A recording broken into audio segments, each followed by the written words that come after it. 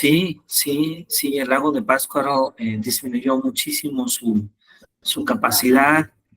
Ya desde el año antepasado, por ejemplo, el lago de Huitzeo, que prácticamente ha estado um, seco en los periodos de sequía. Y pues bueno, ojalá que las cosas puedan mejorar en el clima. Pues si usted está de acuerdo, doctor, creo que podemos ir comenzando. Nos da muchísimo gusto saludarlo. Muchos saludos hasta España. Y siempre un gran placer escucharlo y aprender de usted en esta mañana. Muy Les bien, damos a todos, muchas gracias. Les damos a todos una cordial bienvenida a esta sesión. Estamos muy, muy entusiasmados de escuchar justamente esta mañana al doctor Adnan Bashir. Y bueno, de que todos podamos disfrutar de esta sesión donde el doctor nos va justamente a platicar sobre el modelo estándar, sobre nuestro universo. El doctor Bashir es un académico de un gran prestigio en nuestro país. Él es investigador del Instituto de Física y Matemáticas de la Universidad de Michoacán, San Nicolás de Hidalgo, pero además es investigador nacional nivel 3. Ha sido ganador de la medalla de la División de Partículas y Campos de la Sociedad Mexicana de Física y también del Premio Estatal de Ciencia en el Estado de Michoacán, entre muchos más reconocimientos. Así que bueno, para nosotros es un gran placer que nos acompañe. Muchas gracias, doctora Dani. Pues, desde luego, un gran placer escucharlo. Perfecto. Muchas gracias por la invitación y ojalá que sigamos con esta colaboración de cursos y también hoy es la última parte del curso, pero ojalá que podamos seguir con esto y después podemos seguir con cursos semejantes o algunos que sean más educativos, científicos, tecnológicos en futuro. Entonces, pues voy a tratar de compartir mi pantalla para ver si...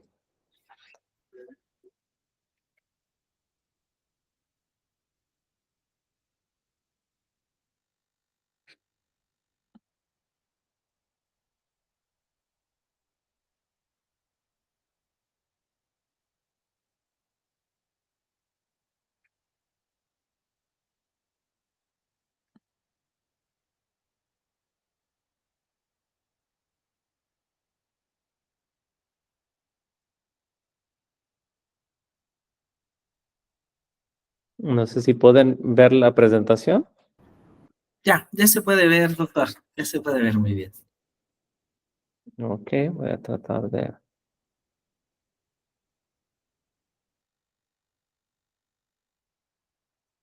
Déjame ver, yo creo que tal vez necesito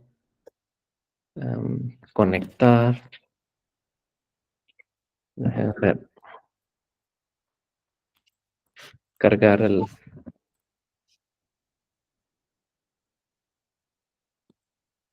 ordenador.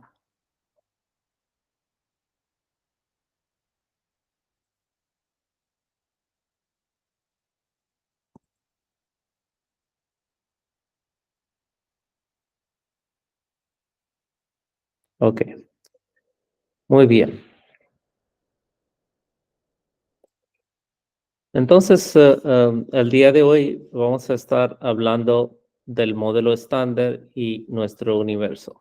Entonces, como ustedes se recordarán de que habíamos empezado este curso taller con las ideas antiguas de los griegos sobre las partículas o elementos fundamentales de nuestro universo. Hablamos en detalle cómo progresaron estas ideas entre los griegos y después en siglo XIX y siglo XX por trabajos de Dalton y nacimiento de mecánica cuántica. Después hablamos en detalle las interacciones electromagnéticas y en cierto detalle las partículas elementales, etcétera.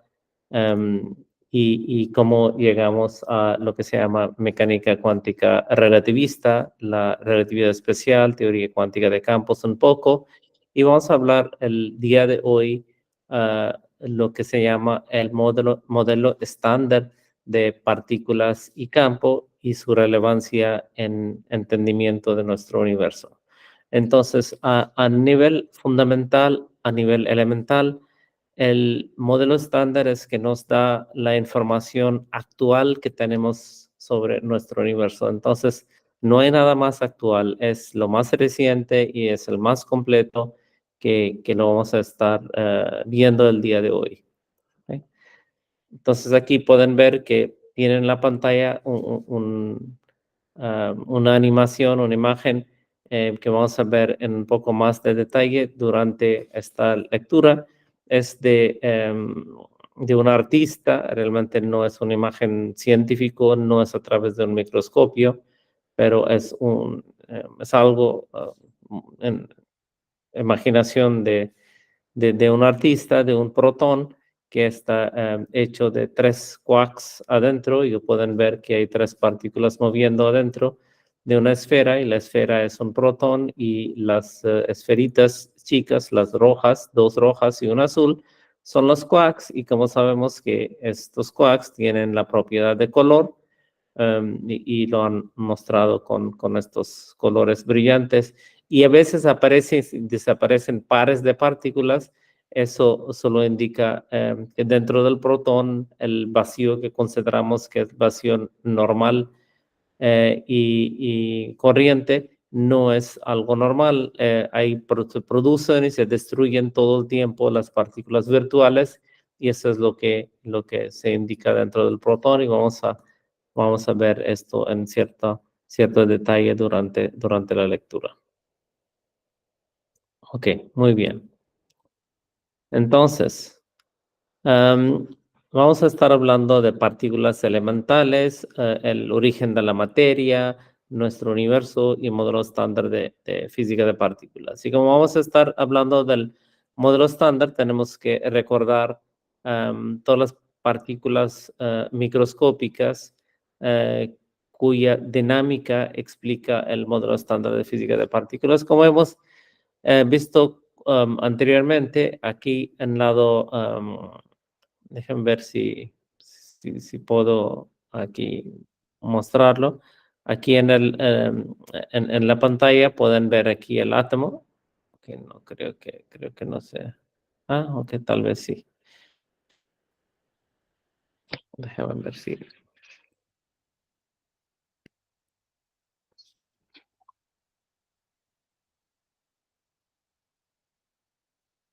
Ok. También hay. Ok, creo que voy a tratar de usar este apuntador, pero como no había usado antes, déjame tratar de borrar lo que existe antes. Primero voy a borrar esto, lo que está. Y ahora voy a ver si puedo. Ustedes, no sé si pueden ver el apuntador rojo en la pantalla. Sí se alcanza a ver. Ok. Sí se ve, doctor, sí se ve. Ok, aquí arriba es el átomo. Entonces, la esfera blanca que está en el centro, eso pues se supone que es el núcleo, y después las nubes amarillas son los electrones, y esto es la nube de probabilidades. Entonces, lo que está en el centro del átomo, el núcleo, lo podemos como dibujarlo o verlo o sacarlo del átomo, y está abajo indicado que está hecho de los protones representados por la letra P y neutrones representados con la letra N y color azul. Y aquí también se indica a un lado, pues más o menos, qué son los tamaños. ¿Ok?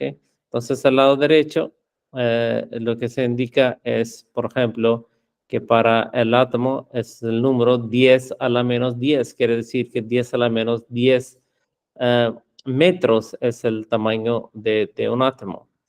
Y después el núcleo es como 5 veces o 4 veces, no 4 veces, 4 órdenes de magnitud más pequeño. Entonces, si el tamaño de átomo es 1, hay que dividirlo con 10,000 para llegar al tamaño de un núcleo. Después, como en el núcleo hay protones y neutrones, uno puede separar estos protones y neutrones y uno puede ver que el tamaño de un protón es alrededor de 10 a la menos 15 metros. Otra vez hay que dividir con un número 100 para poder llegar al tamaño de un protón, y uno usa la palabra Fermi para representar el tamaño de 10 a la menos 15 metros. Entonces, un protón más o menos es del tamaño de un Fermi, que es 10 a la menos 15 metros. Abajo están indicados las partículas electrones y quarks. Hasta el día de hoy se piensa que estas partículas son elementales, quiere decir que no tienen dimensiones, que tienen partículas puntuales, sin ningún radio, pero como siempre hay una precisión experimental y el día de hoy no pueden observar las distancias más pequeñas que 10 a la menos 18 metros. Entonces, cuando tratamos de medir el tamaño de estas partículas, electrones y quarks, estamos seguros de que sus dimensiones por lo menos son menos de 10 a la menos 18 metros. Más abajo de esto, pues el experimento todavía no llega a detectar. Tenemos limitaciones experimentales.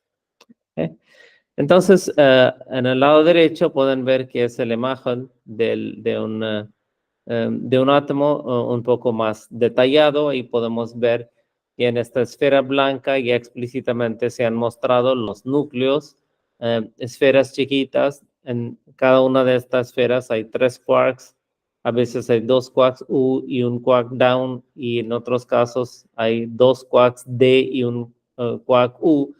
Uno de estos representa un protón y otro de estos representa un neutrón, y alrededor se han mostrado, por ejemplo, los electrones. Aquí pueden ver que aquí está indicado un electrón. ¿Okay? Y ahí también las dimensiones de cada uno de estos tal vez no es tan visible, pero se ha tratado de demostrar. Y aquí abajo es un protón. Un protón, uno de las partículas que se ha estudiado más, y por una razón obvia que vamos a ver en detalle más adelante.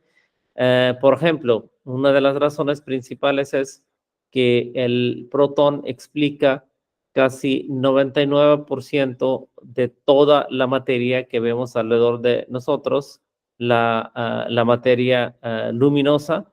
Entonces, casi toda se explica por esta materia, por el protón.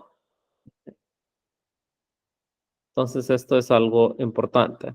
Entonces, aparte de protones, neutrones, electrones y unos quarks que hemos mostrado, quark U y quark D, existen varias más partículas elementales, y creo que pues para hablar del modelo estándar es mejor que recordamos un poquito. Aquí hay en diferentes escaleras han mostrado diferentes tipos de partículas. En la escalera más arriba hay 6 tipos de quarks, que son quark U, quark D, quark S, quark C, quark B y quark T. Y estas participan en todos tipos de interacciones, con interacciones fuertes, interacciones electromagnéticas que hemos visto, y también interacciones débiles. Después, en las escaleras de abajo hay 6 diferentes, lo que se llaman la familia de leptones. Electrón es uno de ellos. Entonces, electrón, muón y taón son leptones con carga electromagnética, y abajo hay neutrinos que no tienen cargas electromagnéticas. Lo que hemos visto anteriormente es que los protones y neutrones únicamente están hechos de los quarks U y quarks D. Y y el átomo en total está hecho de protones, neutrones y electrones. Entonces, las partículas U, D y E básicamente explican pues toda la materia o la mayoría de la materia universal en el universo. Entonces, aquí entonces abajo lo que indica es que quarks, leptones, sus antipartículas y también partículas que llevan la dinámica de la fuerza entre estas partículas forman un conjunto de todas las partículas fundamentales. Aquí pueden ver enfrente de ustedes 12 partículas, entonces hay 12 partículas, aparte hay 12 antipartículas, son 24. Hay 8 gluones que se intercambian a través de interacciones nucleares. Hay un fotón que es responsable de la interacción electromagnética y también hay 3 tipos de bosones que ayudan en la existencia y presentación de las fuerzas entre las partículas neutrinos y los quarks y los leptones izquierdos. Entonces, aquí en rojo indica pues el lugar donde están mostrados todos los quarks y abajo en el circulito azul los que son leptones. ¿Okay? Ahora, una de las cosas interesantes que vamos a ver en el transcurso de la lectura de hoy son partículas de antimateria. Todos hemos escuchado mucho de esta misteriosa antimateria.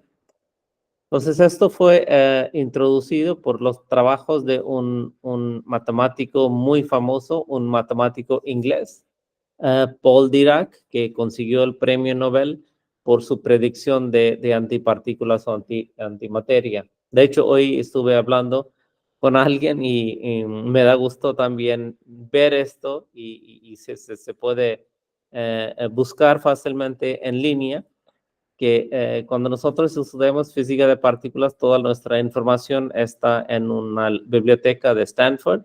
Entonces uno entra en esta biblioteca y uno ve la historia de cada profesor. Entonces, si ven con mi nombre, van a ver quién es mi nombre, quién es mi asesor. Por ejemplo, mi asesor era Michael Pennington de Inglaterra y después quién era el asesor de Michael Pennington, que era alguien de Cambridge, y quien era el asesor de mi asesor, era alguien más. Y a quinto lugar, el asesor del asesor de mi asesor era Paul Dirac, que es este famoso matemático inglés. Él dio algo que se llama la ecuación de Dirac, y esta ecuación es que nos indica o nos muestra que debe existir antimateria si existe materia. Entonces, eso es para cualquier tipo de partículas microscópicas o macroscópicas pueden existir. Hasta si existe un Dirac, puede existir un anti-Dirac. ¿Qué son las propiedades de estas materia-antimateria?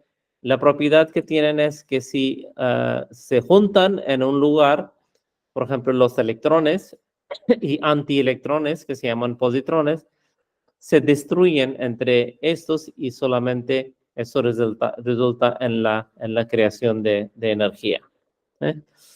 Entonces, surgió con las ideas de Paul Dirac en 1928, cuando él escribió uno de sus famosos artículos sobre la ecuación de Dirac. Entonces, cuando vamos a hablar del universo, el día de hoy también puedo dejar con ciertas preguntas que son de varias diferentes preguntas importantes que hacemos el día de hoy, que nos debe ayudar para entender los límites de la ciencia y de la frontera de la ciencia y los problemas que tenemos en este momento por resolver. Uno de los problemas importantes saber es por qué existe en el universo solo la materia. ¿Por qué no existe antimateria? Porque las ecuaciones microscópicas nos dicen que cada vez que producimos materia, existe también, también existe antimateria. ¿Okay?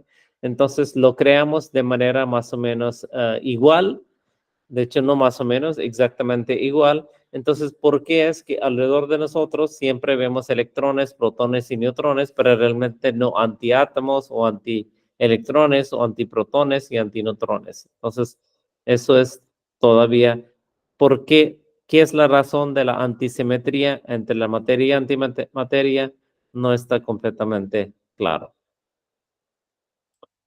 Ok, entonces aparte de partículas y antipartículas, también existen lo que se llaman las partículas mediadoras. Ok, quiere decir, por ejemplo, que si hay partículas cargadas electromagnéticamente, la fuerza entre ellos se ejerce a través del intercambio de las partículas que se llaman fotones o partículas de luz.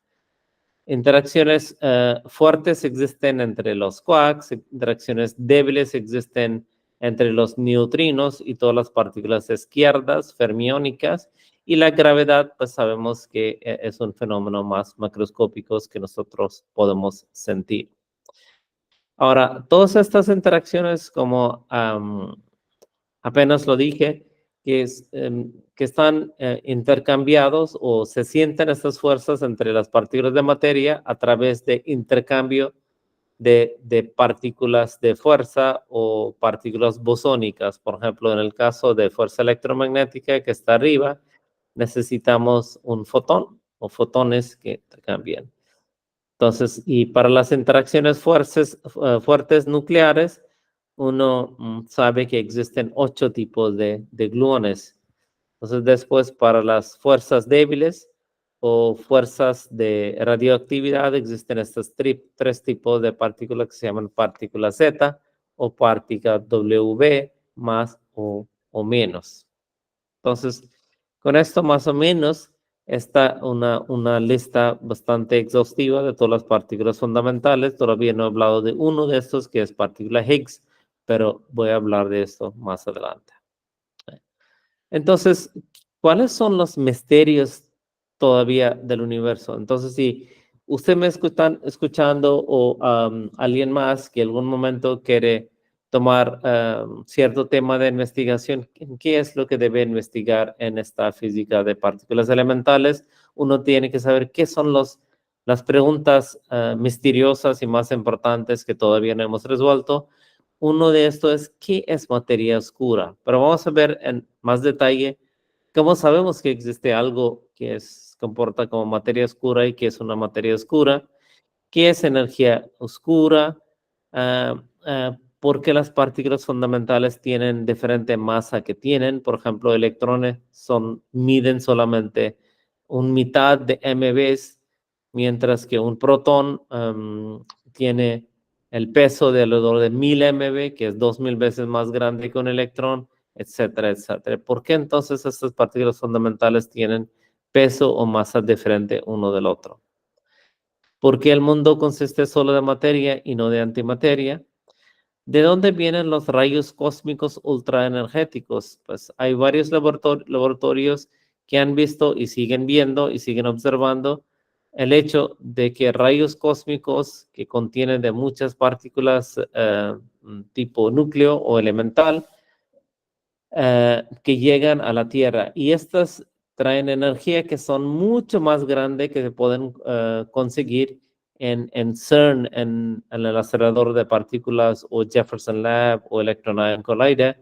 Esos son muchísimo grandes las energías, pero no saben exactamente qué es el origen de estos rayos cósmicos. Hay muchas teorías y bastante establecidas, pero completamente con toda la certeza no podemos decidir de dónde vienen cada uno de estas fuentes de rayos cósmicos y por qué pueden venir de diferentes fuentes. Y última es, ¿qué es el origen de la materia? ¿De dónde viene la masa de cada una de estas partículas? Y cómo es que lo ponemos juntos y se hace un mundo, un universo muy bonito con una concentración de masa en diferentes partes del universo. ¿Qué es la energía oscura? Por ejemplo, etcétera, etcétera. Hablando, por ejemplo, de la energía oscura, ahí pueden ver abajo, hay una división aquí, la parte azul azul oscuro es lo que es la energía oscura y eso constituye como 70% de toda la materia del universo. Esta energía oscura, pues sabemos de eso porque observaciones nos han dicho que hay una repulsión entre, hay una aceleración de las galaxias lejos de uno del otro, donde indica que hay una presión negativa y eso asociamos con algo misterioso que es materia, energía oscura que no sabemos exactamente qué es. Ahí en esta animación pueden ver que, por ejemplo, si aquí hay dos galaxias y hace 1 millón de años, eso era la distancia entre ellos, pero después empiezan a alejar uno del otro con más y más aceleración. Esto es lo que corresponde a la energía oscura. Siempre habíamos sabido que las galaxias están yendo uno lejos del otro, pero lo que no sabíamos es que con tiempo hay más y más aceleración de estas galaxias uno lejos del otro. ¿Y por qué están acelerando estas galaxias? Pues no sabemos exactamente cómo. Debe ser una presión negativa y eso es lo que asociamos con algo que podemos identificar con energía oscura, pero todavía no sabemos, no hemos visto la estructura de qué es esto.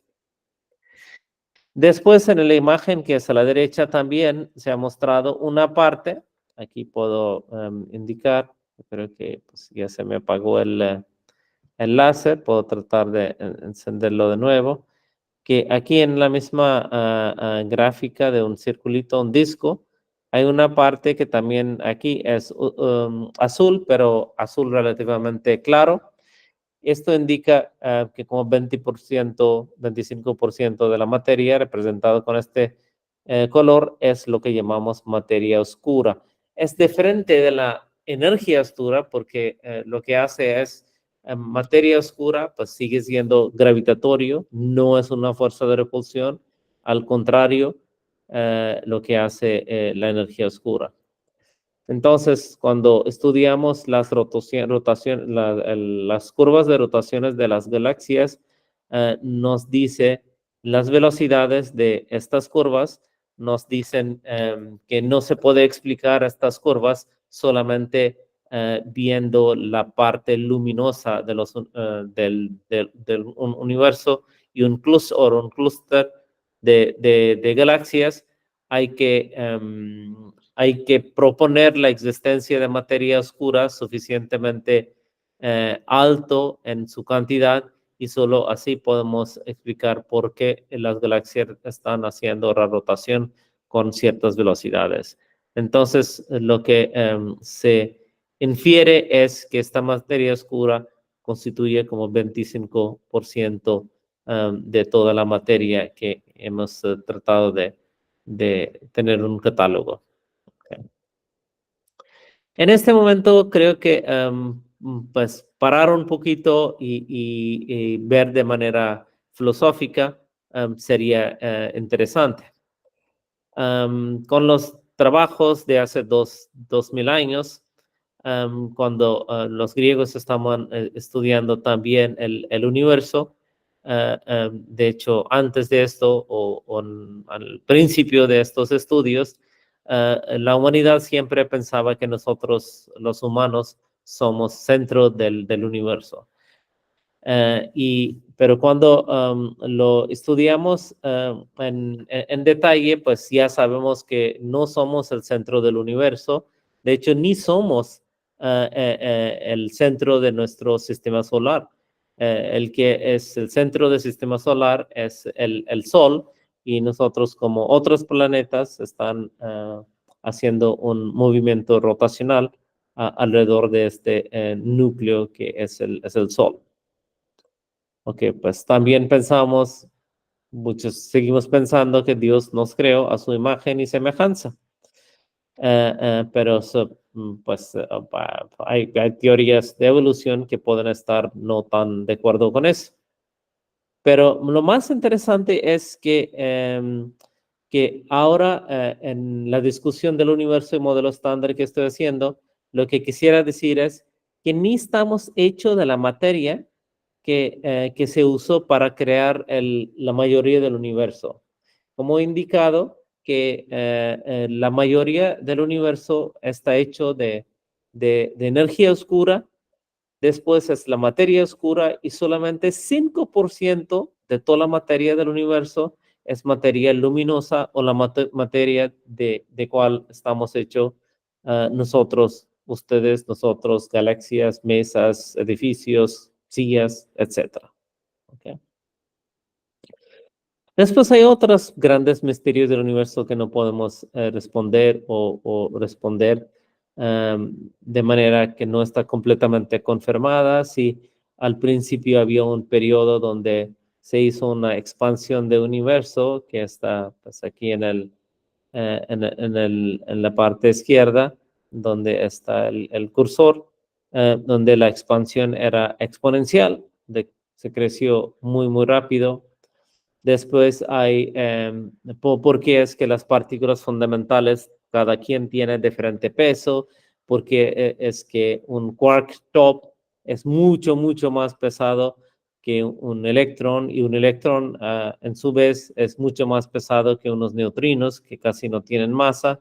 Entonces, ¿por qué es que algunas partículas que hemos representado aquí con esferas más gordas que otras, eso indica más masa y menos masa, porque es que algunos tienen unas masas miles y miles de veces más grande que los otros. Entonces eso también es un misterio que no podemos explicar. ¿Por qué la gravedad es tan débil? Tampoco sabemos por qué la gravedad es tan débil. De hecho, nosotros podemos pensar que la gravedad es muy fuerte porque cuando estamos caminando no podemos deshacernos, no podemos desacercarnos de la Tierra porque nos sigue jalando esta interacción gravitatoria. Pero lo que quiere decir es que es un efecto acumulativo cuando las partículas son muy, muy pequeñas, como átomos, moléculas. En principio pensamos que existe la interacción gravitacional entre estas partículas también, pero a nivel microscópico esta atracción es mucho, mucho más ligera, mucho, mucho más débil que todas otras interacciones como interacciones electromagnéticas, interacciones fuertes y interacciones débiles que conocemos. Entonces, ¿por qué es que gravedad es tan débil y por qué se tienen que explicar con la física que es mucho más distinto que todas las otras fuerzas elementales que conocemos? Otra vez, ¿por qué el mundo existe solamente de materia? Eso hemos hablado, que un fotón se puede desintegrarse en un electrón y una partícula de antimateria, que es un positrón, siempre salen juntos, siempre salen igual. Entonces, ¿por qué hay una desigualdad? ¿Por qué hay más materia y mucho menos antimateria? ¿De dónde vienen los rayos cósmicos ultraenergéticos que habíamos estado hablando? Nosotros sí sabemos que llegan a la Tierra todo el tiempo estos rayos cósmicos. Hay varios laboratorios donde estudian la llegada y las propiedades de estos rayos cósmicos.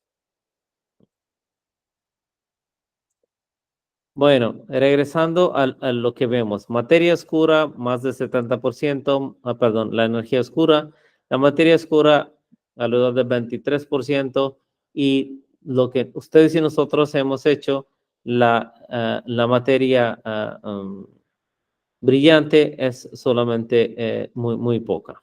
¿Okay? Entonces, ¿por qué es que, entonces, cómo podemos saber cuál es el origen de esta masa que es la masa luminosa que me interesa más? No soy especialista del tema de la energía oscura o de la materia oscura, pero nosotros, pues en nuestros grupos estudiamos la materia que brilla o la materia luminosa, que está hecho aquí, pues está indicado aquí que está hecho de galaxias. Estas galaxias están hechas de, no sé, estrellas y planetas. Aquí está tal vez una planeta Tierra. Y después todo lo que encuentran en la Tierra son moléculas y y estas moléculas después tienen pues cierto, adentro tienen átomos y dentro del átomo pues hay núcleos y después del núcleo sabemos que hay tres tipos de quarks, aquí se indica en tres tipos de quarks, amarillo, rojo y morado. Entonces, ¿en qué paso realmente es que empieza a adquirir estas partículas masas y materia surge? ¿Y por qué surge a tener como 5% únicamente de la masa del todo el universo luminoso? Y eso vamos a hablar. Hay ciertas simetrías que se rompen. No puedo hablar en términos matemáticos muy fuerte porque es una charla de divulgación, pero la idea más o menos será igual. Uno puede tener aquí un disco y aquí pueden tratar de parar un bolígrafo, un lápiz, pero pueden ver que es un equilibrio que no es permanente, entonces se va a caer este lápiz y al final la manera de caer es que eso puede caer en cualquier dirección, ¿ok? Entonces esto es interesante. A mí me gustaría aquí tratar de escribir un poquito, por ejemplo, este lápiz que está aquí puede caer a lo largo de esta trayectoria o puede estar presente aquí en otra. Y al final, aquí en el lado derecho, hemos visto que el lápiz se cayó en esta cierta dirección y eso es lo que decimos que es un rompimiento de una simetría. La simetría era simetría circular, porque el lápiz podía caerse en cualquier punto, pero cuando escoge a caerse en cierto punto, decimos que esto es el vacío de la teoría. ¿Okay? Entonces, eso es el más interesante. Voy a tratar de, si me permite, voy a tratar de, bueno. Entonces hay cierto rompimiento que nos lleva a estos detalles. De una manera muy semejante, los que recuerdan que en 2012 se había descubierto una partícula que se llama partícula Higgs. Esta partícula tiene pues cierta capacidad de energía cinética, energía potencial de esta forma, y esta pelota amarilla, lo que pueden ver, que puede hacer dando vueltas y arriba y abajo de este potencial, o también puede ir en la dirección tangencial. Los modos que están perpendiculares, lo que pueden ver en detalles de curso, se convierten en las partes longitudinales de las partículas como WZ y la partícula, el componente de esta partícula que mueve a lo largo de este círculo conserva la energía y eso es lo que identificamos nosotros con la partícula de Higgs, perdón, la partícula de Dios. Ok. Entonces, ¿cómo eso ayuda en el origen de la materia, origen de la masa? Es que el ejemplo es algo parecido. Pueden ver que aquí está una puerta. Imagínense que alguien está entrando, una persona muy famosa. Si entra una persona muy famosa, ustedes pueden notar que realmente todo el mundo empieza a tratar de platicar con él y no lo dejen mover. Entonces aquí el señor quiere moverse, pero todo el mundo lo está abrazando, lo está haciendo preguntas, aclaraciones, etcétera.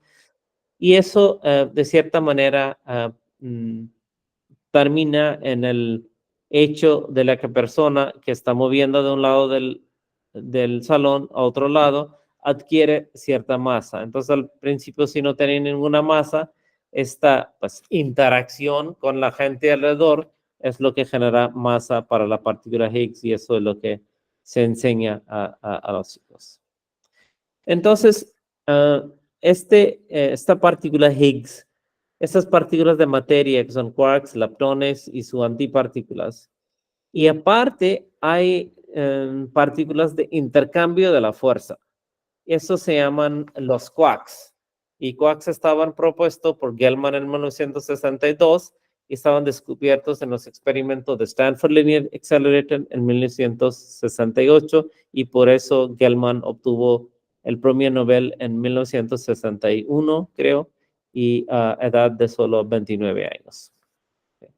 ¿Qué es el modelo estándar de física de partículas? El modelo estándar de física de partículas explica las interacciones o fuerzas entre todas las partículas microscópicas que hemos visto hasta ahora. Y eso estaba, el modelo vino con la colaboración de Salam y Glashow y Weinberg, y ellos consiguieron el premio Nobel de 1979. A veces abajo dice que eso se explica en el movimiento y el detalle de todo tipo para estas partículas que están en la familia de electrón, neutrino, quarks up y down, muones, neutrinos, etcétera, tau neutrino, top boson, etcétera, etcétera, etcétera. Okay. Entonces, módulo estándar de física de partículas, como había yo mencionado, dado por 3 personas que consiguieron el premio Nobel en 1979. Yo quería mencionar una de las cosas. Ustedes ven que hay lugares, universidades en el mundo como MIT o Harvard, que son lugares muy, muy famosos donde éxito es casi garantizado cuando uno entra en estas universidades, pero también hay otros lugares que son extremadamente lejanos, unos pueblos que hasta no tienen acceso, no tienen electricidad y todo esto, pero eso no quiere decir que ellos no pueden participar en la investigación en ciencia a nivel más fundamental. Y uno de los ejemplos, creo que más interesante, es del señor Salam, que obtuvo su premio Nobel sobre su postulación de modelo estándar que compartió con 2 otros físicos. Mire, aquí está su foto de cuando era joven y muchos de los estudiantes de las escuelas hasta gubernamentales no dejaron entrar a las escuelas, y él estudió en una ciudad extrema, un pueblo muy chiquito, sentado no en las mesas o sillas, sino sentados en el suelo, en los jardines donde recibían sus clases. Y cuando él creció y nos dio la unificación de fuerzas elementales y nos dio el modelo estándar, uno de los dichos famosos de él es que pensamiento científico y su creación no pertenece a cierto grupo, no de MIT, no de Harvard, no de Princeton, pero es la herencia común de toda la humanidad. Entonces, no importa en dónde estén sentados ustedes, no importa en dónde estén estudiando sus hijos, pueden contribuir a la obtención del conocimiento científico y no científico de lo más alto nivel por todos los que están en todo el mundo. Entonces, regresando a los temas de partículas que participan en el modelo estándar, aquí hemos visto hay quarks, pero aparte, pero estos quarks, como había dicho, que constituyen lo que se llaman protones y neutrones, que son 1000 veces más grandes que los electrones, y hay muchas otras partículas compuestas como P barra, antiprotones, lambdas, omegas, etcétera, que se pueden crear. ¿Ok? Uno de los artículos más famosos de Einstein de 1905, que escribió en alemán, dice su título siguiente: depende la energía de un cuerpo de su contenido energético. Quiere decir que hay chance de que un cuerpo que tiene cierto contenido energético resulta en la materia, resulta en la masa. Yo escuché una plática de un premio Nobel de interacciones fuertes, que es Frank Wilczek en Suecia, en donde dice que la ley de Einstein, pues es una broma que no voy a entrar en detalle porque no tengo mucho tiempo, quiere decir que esta ley, que E igual a mc cuadrado, nos dice que hay chance de que la energía se puede convertirse en la materia, como pasa en las interacciones fuertes. De hecho, hay un estudio por parte de algunos profesores de la Universidad Adelaide que ve dentro de protón y solo ve la dinámica de interacciones fuertes, que aquí está indicado, lo que dice es que partículas y antipartículas o gluones y antigluones siempre se pueden crear y destruir, y estas son las partículas virtuales, y cambian las propiedades internas de un protón y neutrón de tal manera que las propiedades de los quarks mismos o gluones mismos es muy distinto. Y de hecho, una de las propiedades de este cambio de propiedades por este vacío interesante es que una partícula con masa pequeña, que es tipo up y down, cuando está presente en el ambiente de un protón, adquiere una masa de alrededor de 300 MeV, que es bastante más en comparación con su masa que tiene en el lagrangiano. Esto es un dibujo que había preparado mi asesor de Inglaterra, Mike Pennington, y pues me lo prestó para mostrar aquí. Lo que quiere decir es que dentro de los protones y neutrones, los quarks cuando llegan empiezan a ir uno lejos del otro, adquieren una masa enormemente grande. En vez de tener solo 5 MeV, ya tienen 300 MeV cuando llegan a los finales de los hadrones o los protones y neutrones en donde están encerrados. Esto es la dinámica de interacciones fuerte que realmente nos da la masa a nosotros y casi 99% de toda la masa de la masa luminosa del todo el universo.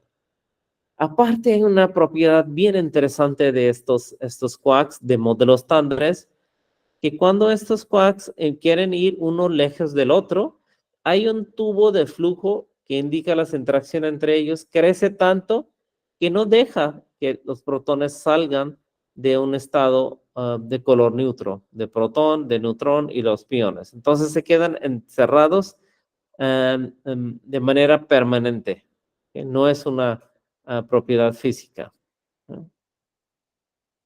Eso corresponde al hecho de que cuando estos quarks quieren ir uno del otro, pues no lo dejan dejar y forman este tubo, y el radio de este tubo indica que el potencial que sufre entre estas partículas crece linealmente, y uno tiene que dar la energía infinita para que estos quarks puedan llegar a detectores, pero sabemos que la energía de manera pues, infinita no existe.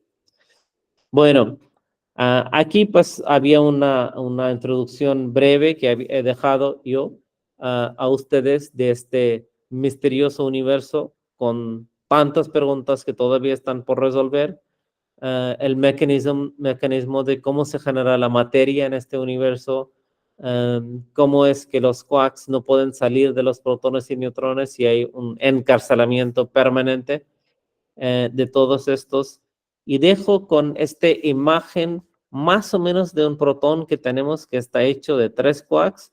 Aquí indica que cuando estos quarks quieren ir uno lejos del otro, uno es que siempre se quedan encarcelados, no pueden ir muy lejos, van lejos y regresan.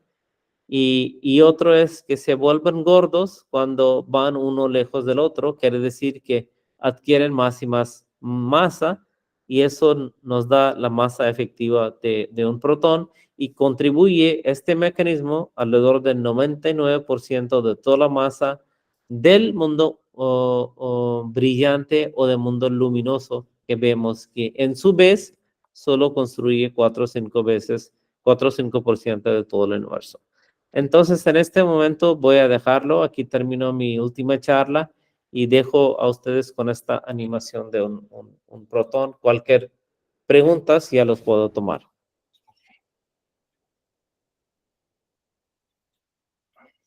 Muchas gracias, doctor. Muy, muy interesante. Invitamos a nuestros compañeros que amablemente nos acompañan para saber si tienen alguna pregunta, alguna duda para el doctor Al-Bashir.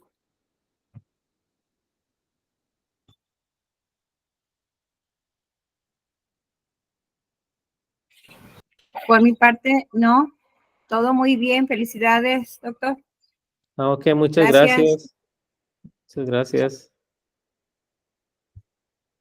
Bueno, a mí me pareció muy, muy interesante esta parte de hace un momento cuando usted amablemente en una lámina justamente proponía algunos de los problemas, a ver si lo capturé bien, algunos de los grandes misterios del universo, sobre la materia oscura, sobre la energía oscura, sobre las partículas fundamentales que tienen diferente peso, diferente masa, por qué el mundo consiste solo de materia, de dónde vienen los rayos cósmicos energéticos. ¿Cuál considera de estos problemas, de estas grandes preguntas, en cuáles se está direccionando más la física, doctor?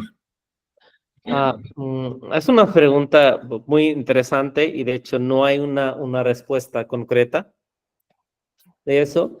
Por ejemplo, yo diría que,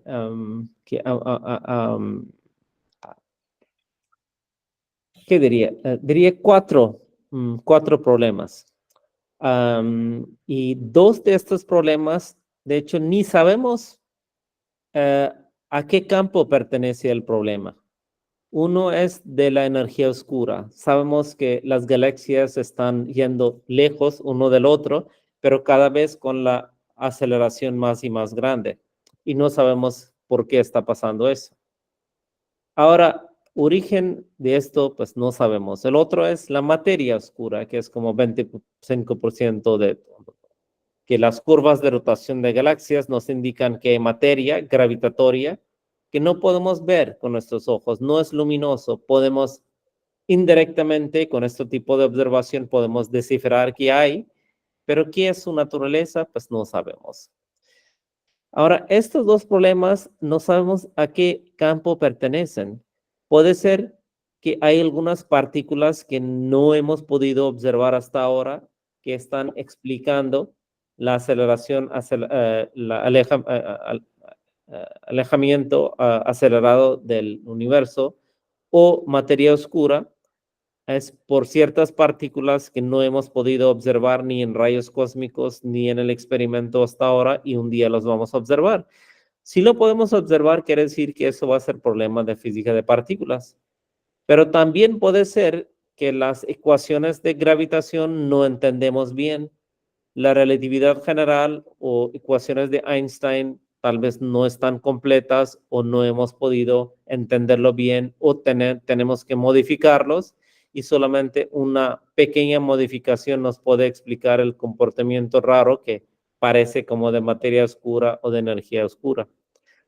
En este caso, pues el problema se va a convertir en problema de astrofísica o de relatividad general y ya no de física de partículas. Entonces, estos dos ni sabemos, pero estos son dos de los problemas, en mi opinión, más interesantes porque sabemos muy, muy poco. El otro, hay dos problemas en donde yo trabajo y a mí me llama siempre la atención, es que llevamos más de 60 años y sabemos de la existencia de quarks, pero ya es un hecho, sabemos que los quarks no podemos sacar de un protón. Cuando tratamos de sacarlo, se convierte un quark en 3 quarks, y cuando pues lo jalamos y al final vemos en nuestras manos y vemos que otra vez hay 3 quarks, no es un quark alejado del otro. Entonces, como que hay un proceso que se llama, hay un fenómeno que se llama confinamiento o encarcelamiento de los quarks adentro de los protones y neutrones. Y no sabemos por qué es. No hay ninguna indicación de que eso debe de existir, aunque existe. Hay muchos muy famosos científicos han perdido su carrera tratar de explicarlos sin éxito. De hecho, en este momento realmente quiero mencionar que el próximo congreso que yo, un internacional que voy a asistir, se va a realizar en el país de Australia, en Cairns, en el mes de agosto, y esto se realiza cada 2 años en diferente país, y su nombre es confinamiento de quarks. Quiere decir que todavía la gente trata de entender cuál es el origen, es una de las cosas en donde trabajo yo. Y esto está también asociado con el origen de la masa. porque la misma teoría que hace que los quarks estén encerrados en protón también aseguran que los protones tengan mucho más masa, miles de veces más masa de lo que podemos explicar bien. ¿Por qué nace tanta masa, tanta materia en el universo, tanta materia luminosa? Esto es luminosa únicamente. ¿Y por qué los quarks están encerrados siempre y no los podemos sacar? Las únicas partículas que nunca hemos podido observar en aislación son los quarks. Entonces, estos son otros dos problemas que son de física de partículas que no hemos podido explicar desde hace 60 o de hecho 65 años. Entonces, estos son como 4 problemas, en mi opinión, que son muy interesantes, pero también es el gusto de los científicos. Hay otros que pueden pensar que el origen de rayos cósmicos es más interesante o algunas otras cosas, pero en mi opinión, en donde va a cambiar simplemente nuestra filosofía o fundamentos de la teoría, yo creo que van a ser estos 4 problemas. Muchas gracias, doctor. Muy amable. Muchas gracias. Muy, muy interesante. No sé si alguien más, Humberto, Nancy, Mario, María Eugenia, Miguel, Noemí, tengan alguna pregunta para el doctor Nambashir.